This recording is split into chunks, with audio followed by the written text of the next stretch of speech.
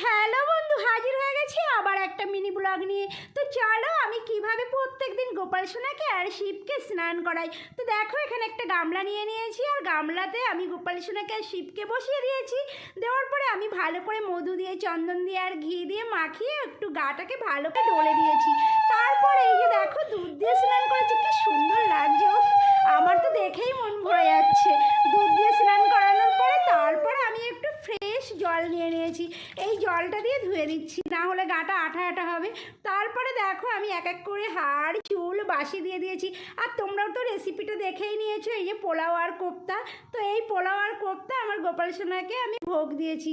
আর তারপরে আমি নিজে হাতে একটু করে খাইয়ে দিচ্ছি, না হলে আমার একদম মনটা ভালো লাগে না।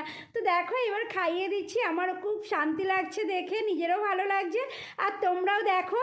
তো আজকের মিনি ব্লগ এতটুকুই, তাই চলো সবাই মিলে বলি রাধে রাধে।